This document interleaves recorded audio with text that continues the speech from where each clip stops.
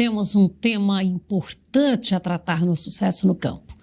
Já falamos algumas vezes sobre esse assunto, ele ainda não está resolvido e nós não podemos nos calar ou deixar o assunto de lado, simplesmente porque já falamos uma vez e ele continua em ação.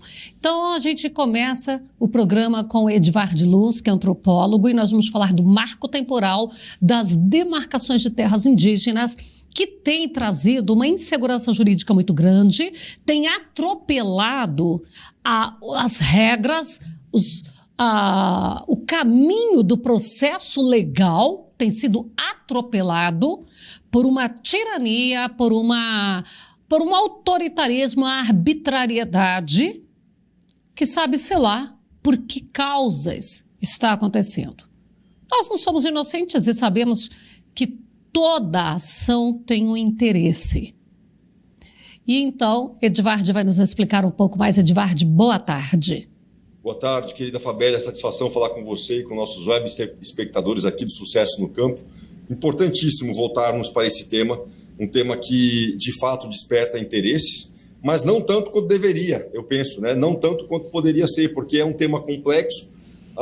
Boa parte, a imensa maioria da população brasileira não entende a importância do que está sendo discutido e sobretudo, a importância das consequências prejudiciais que podem trazer ao Brasil. São consequências sérias, serão milhões, se não bilhões de reais ou dólares, porque pode ser pago pelo exterior, para indenizações aqui no Brasil que pode prejudicar você, produtor no campo, né, produtor que não sabe o que está acontecendo. Vamos lá, Fabélia, satisfação falar contigo.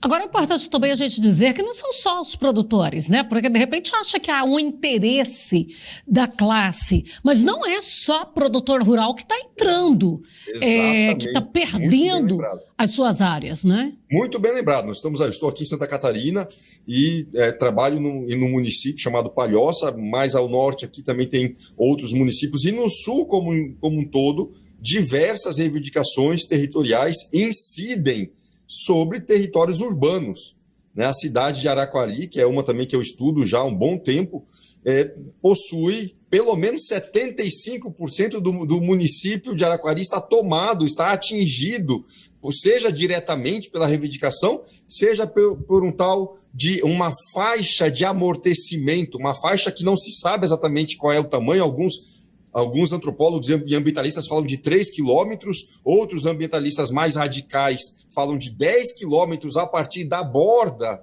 das reivindicações territoriais, e já tem gente falando, ficamos sabendo de uma promotora, que não sabemos de onde ela tirou um raio de 30 quilômetros do Morro dos Cavalos. Ela pediu a interdição de todo e qualquer procedimento, construção, obras, tudo tem que passar pela consulta dos povos indígenas. Então não são, você tem toda razão em alertar, não são somente produtores rurais que devem se preocupar com isso. Administradores públicos municipais, vereadores, prefeitos e você, morador, né, precisa ficar atento ao que está sendo discutido e ao que se voltará a ser discutido no Congresso, porque local de discussão de leis é no Congresso. Só que o STF meio que tomou para si esse debate, né, prezando, é claro, pelos interesses do que eles dizem, né, das minorias étnicas. É por isso que ele o fez, é por isso que ele fez isso, que o STF monopolizou o debate. Mas em breve esse debate voltará ao Congresso, nós vamos falar sobre isso, sobre a PEC 48 ao final, mas continuemos com o nosso debate aqui, com a nossa entrevista, pelo menos, né? E sobre esse atropelamento, o que foi que aconteceu? Né, dia 16 de novembro, à tarde. Dezembro.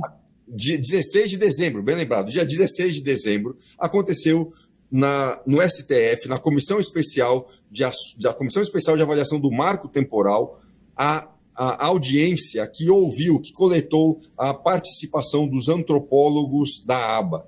Né? Foram 3 importantes antropólogos da ABA, na verdade, ao todo foram 5 que lá estiveram, que lá foram defender.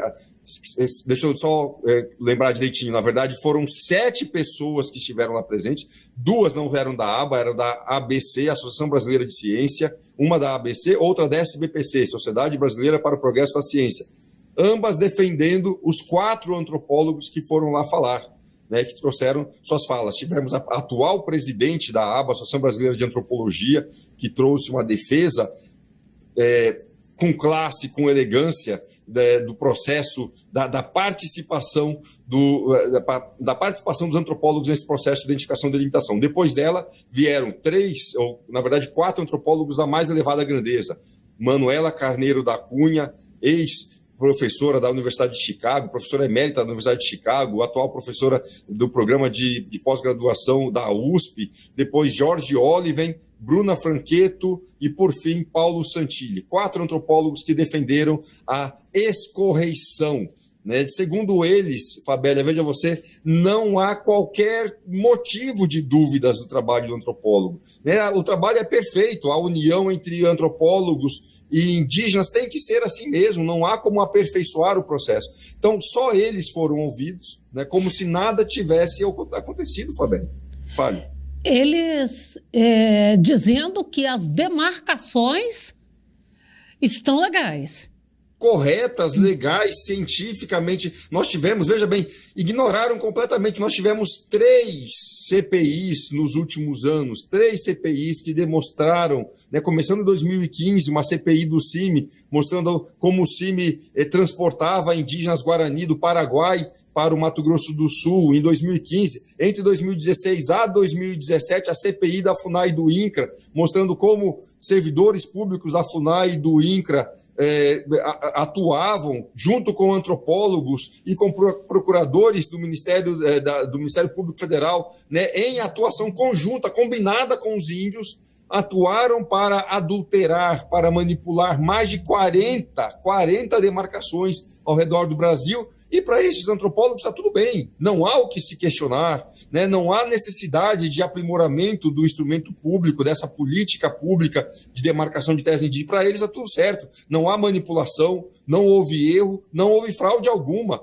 Na verdade, o que há, segundo eles, é um negacionismo da ciência. Nós estaríamos, tal como fizemos, entre aspas, né, porque isso foi dito ontem, né, tal como a população fez durante a pandemia, questionando a ciência que falava das vacinas, questionando a ciência climática, também foi colocada isso. Agora, nós nos alvoramos ao direito, onde já se viu você, que é um cidadão comum, querer questionar um alto especialista em antropologia. Esse foi a forma como foi colocado o debate ontem, né? Então, como você bem disse aí, foi atropelado. Qualquer pessoa, qualquer cidadão que levantasse questionamentos, na verdade, os questionamentos começaram a aparecer, eles vão ficando arrepiados, e aí, em determinado momento, uma dessas professoras disse: eu não sei por que vocês estão questionando a cientificidade da antropologia, vocês questionam o próprio estatuto científico da antropologia. Alguém pode me explicar por que isso está acontecendo?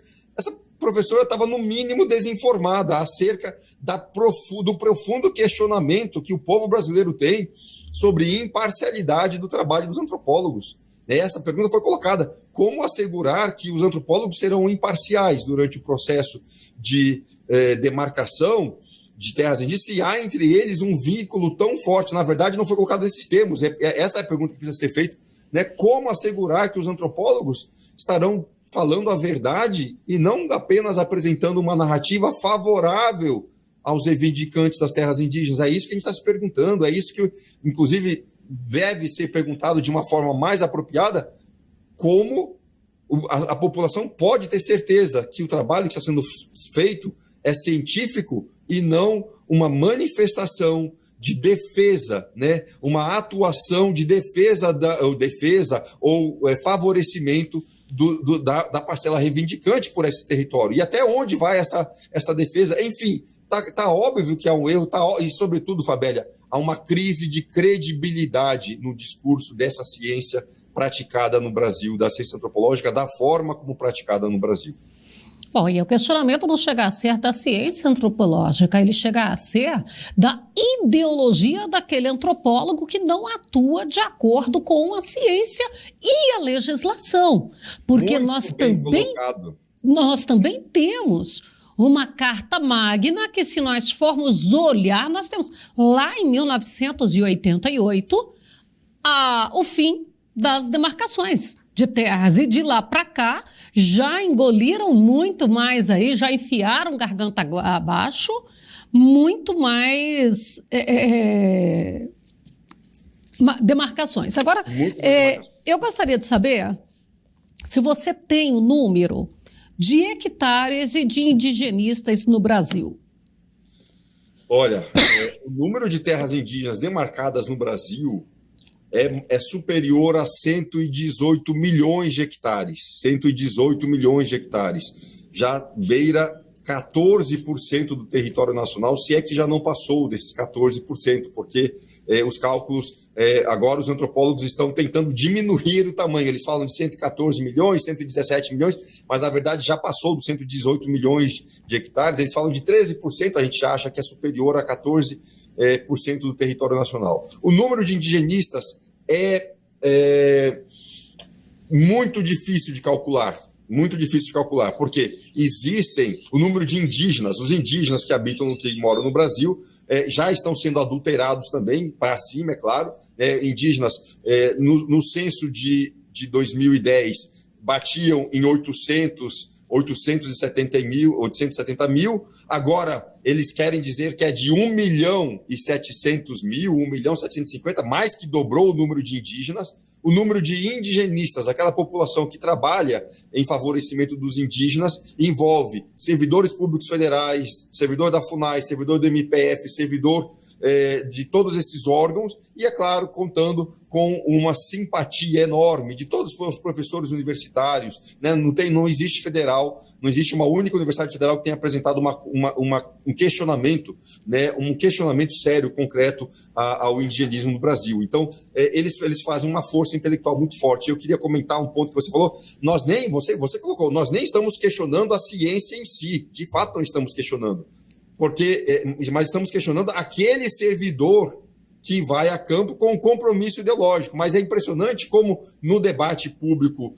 oficial que acontece, né, dentro do STF, os professores não fazem, né? Quem for lá fazer a defesa não faz a defesa deste antropólogo que, entre aspas, teria cometido um erro. Ele faz a defesa da ciência, mas esquece que os seus praticantes estão suscetíveis a uma série de possíveis erros, uma série de possibilidades de erros, entre elas o compromisso ideológico com as minorias étnicas e o viés, né, o viés favorável que o leva a buscar sempre a interpretação mais favorável para aquela interpretação. Então você tocou um ponto, nós nem estamos questionando, muito embora ontem questões sérias tenham sido colocadas sobre a credibilidade da antropologia, mas o problema essa antropologia pode não estar sendo, esses mesmos compromissos com a ciência, pode não estar sendo praticado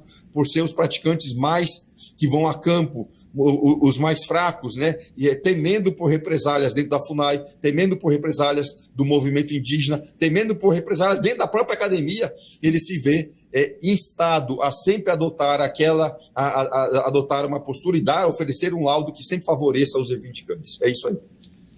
Pois é, e dentro de todas essas discussões, entra ainda a questão de poder produzir na área, porque daí fica proibido fazer uma lavoura de soja, de milho, de feijão. Afinal de contas, quer terra para quê? Muito bem colocado.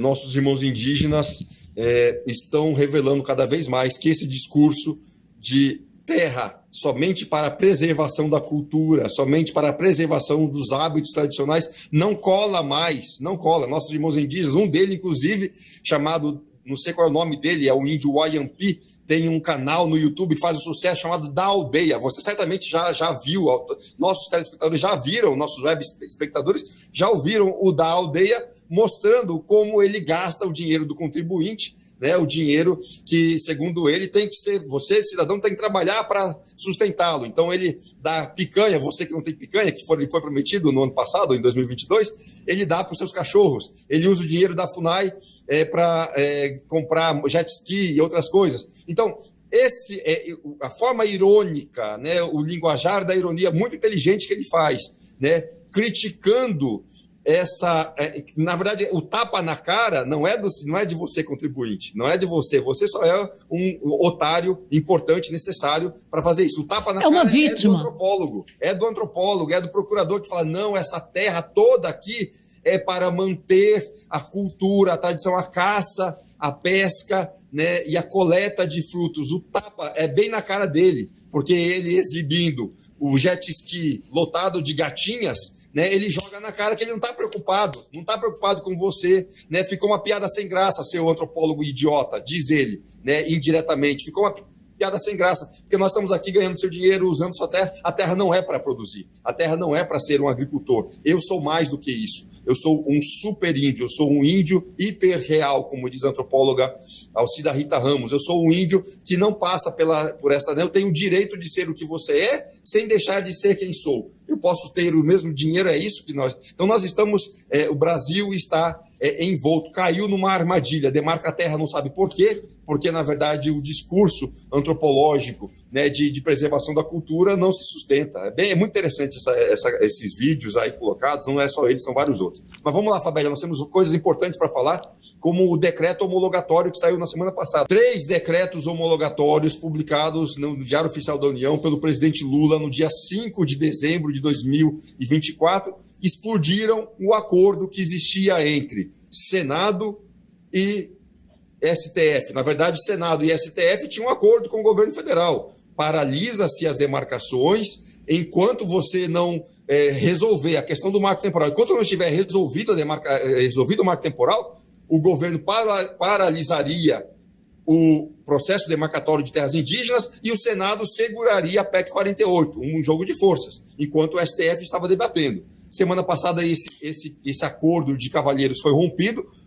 Lula assinou 3 decretos, um deles na Paraíba, a terra indígena Montemor, 2 em Santa Catarina, sendo um todo do Imbu, e o outro a terra indígena Morro dos Cavalos, que eu já contestei em 2013, continuo contestando, contestei em 2014, Montemor, na Paraíba, contestei em 2013, e continuarei contestando porque identifiquei uma série de erros flagrantes, lacunas, erros, adulterações históricas, né? Como aqui, por exemplo, Santa Catarina, quando o presidente da ABA, o senhor Silvio Coelho dos Santos, junto com outros importantes antropólogos, estiveram aqui, pertinho aqui de onde eu estou, em Palhoça, em Maciambu, para inaugurar a primeira aldeia indígena Guarani em Santa Catarina, em 94. Inaugurar, literalmente, há um jornal celebrando a chegada. Eu tenho esse documento, eu vou expor futuramente, né, no momento certo, e ele foi, na verdade, já expus no laudo mesmo, mas vou continuar mostrando, porque o pessoal ignora. Ele celebra a chegada da primeira família Guarani no estado de Santa Catarina, uma aldeia, entre aspas, artificial, criada pelo Ministério Público Federal, que assentou uma família indígena Guarani numa área que foi tirada de um traficante de drogas. A área foi expropriada e lá foi assentada a primeira aldeia. Eles vieram inaugurar, celebrar a terra que agora é reivindicada e homologada pelo presidente Lula na última quinta-feira, dia 5 de... na penúltima quinta-feira, 5 de dezembro. Pode isso, Fabélia? Bom, então assim, para a gente entender direitinho. Primeiro, havia um acordo de Congresso e STF de que não haveria demarcações até que essa discussão fosse finalizada. Isso.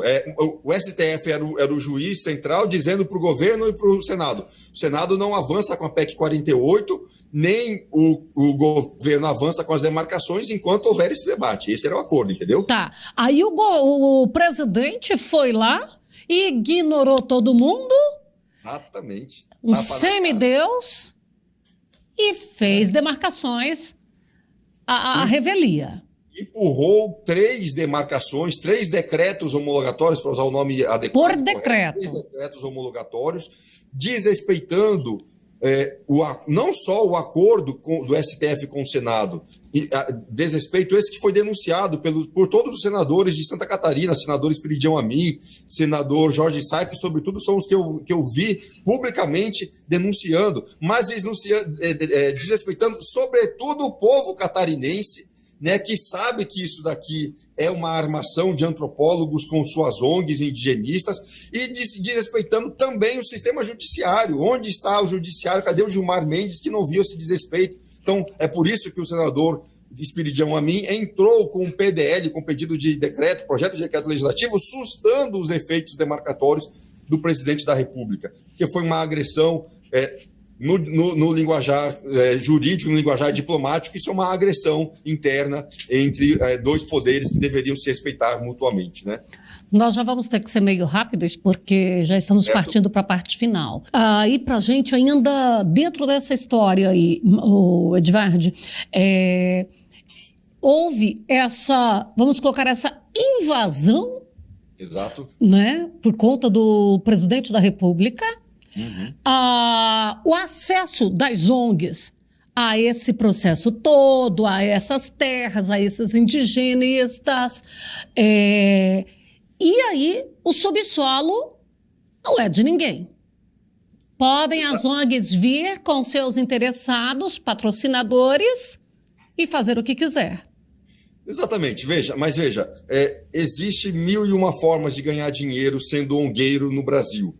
Você não ganha só com a exploração do subsolo, ganha-se também, já ganha-se antes e, sobretudo, com as compensações ambientais. Então, os indígenas foram aqui plantados, os indígenas Guarani, todos os indígenas Guarani de Santa Catarina, são mais de 15 reivindicações territoriais que estão em processamento agora, foram plantados artificialmente para colher benefícios financeiros das compensações ambientais. É o que eu tenho chamado de pequenas aldeias, grandes negócios. Uma aldeia estratégica, plantada ao lado de uma rodovia, ao lado de um local de interesse público, gera, né, como é o caso de Araquari, compensações ambientais para o antropólogo, para o biólogo. É uma espécie de pedágio étnico.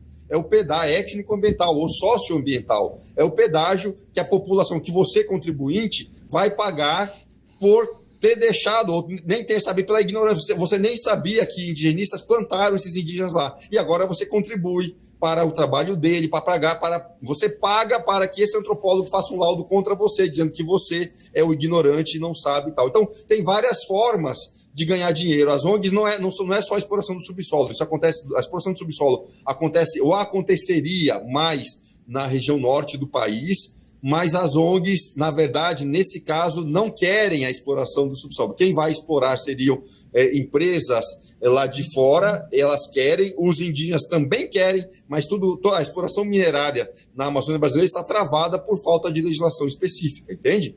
Então tem esse problema aí. Mas eu queria que a gente avançasse para o último tema, que é a CPI das terras indígenas. A gente pode falar um pouco dela, Fabélia? Vai lá, rapidão. Vamos lá. Deputada federal Coronel Fernanda acabou de conseguir todas as assinaturas necessárias, acho que são mais de 127 assinaturas ou 150, necessárias para instalar a CPI da demarcação das terras indígenas. É uma iniciativa fabulosa. A deputada Coronel Fernanda merece a nossa atuação, merece o nosso aplauso. Por quê? Porque ela percebeu, ainda no final de 2023, que a demarcação da suposta terra indígena Capot Inoré, uma reivindicação do povo Kayapó, passou, né, tem uma série de questionamentos. Ela criou uma comissão externa, foi lá investigar e chegou lá e descobriu uma aldeia cenográfica, uma aldeia que não tinha ninguém, só basicamente algumas mulheres e crianças, né, e alguns idosos que também não trabalham mais, o pessoal que já não está mais em idade produtiva. Todo mundo, toda a classe produtiva, todos os homens estavam em Confresa, trabalhando. Um deles parece que trabalha como pastor, o outro é cantor de uma coisa de forró, de uma banda de forró. São essas as informações prévias que nós obtivemos na região. Estamos confirmando ainda, isso precisa ser confirmado. Essa informação foi, inclusive, passada pela própria deputada. Isso é uma informação da comissão investigativa. Então, a deputada Coronel Fernanda está de parabéns, deputada do PL do Mato Grosso, merece o nosso aplauso por ter feito essa contribuição. Eu, de minha parte, Fabélia, me comprometo contigo, né, com o seu programa Sucesso no Campo, a estar de volta aqui, trazendo informações sobre o avanço dessa CPI das demarcações de terras indígenas e prometo também participar publicando. Pretendo publicar em 2025 uma versão mais profunda do livro Quem Manipula os Povos Indígenas contra o Desenvolvimento do Brasil. Esse daqui é um livro, Lourenço Carrasco, um jornalista mexicano, que só tira a casquinha, nem sequer espremeu o que tem lá dentro. O meu livro será chamado Quem Realmente Manipula os Povos Indígenas. Quem realmente manipula. Porque o Lourenço Carrasco merece a nossa admiração por ter estudado esse tema tão importante, mas ele fala sobre o CIMI, o Conselho Mundial de Igrejas, os adversários que ele cita e aponta estão a quilômetros, milhares de quilômetros de distância lá na Europa e tudo mais. De fato, eles fazem isso, não estou negando. Mas existe o elo não contado, existem elos aqui no Brasil que são procuradores da República, promotores da República, antropólogos da ABA e uma série de outros profissionais, servidores dentro da FUNAI, servidores do IBAMA, que manipulam, que usam do seu poder, usam e abusam do seu poder, que foi a eles atribuído pelo Estado brasileiro, para impor a sua agenda demarcatória no Brasil. E é isso que nós vamos revelar na CPI das ONGs no ano que vem, se Deus quiser, e podemos assim. Olha, o nosso tempo está esgotado, eu quero agradecer a você, desejar um bom Natal, um feliz 2025. Eu que agradeço, muito obrigado pela oportunidade, feliz 2025. Em 2025 voltaremos aqui para esse programa várias vezes, se Deus assim quiser e permitir. Um abraço. Abraço e uma boa tarde para você.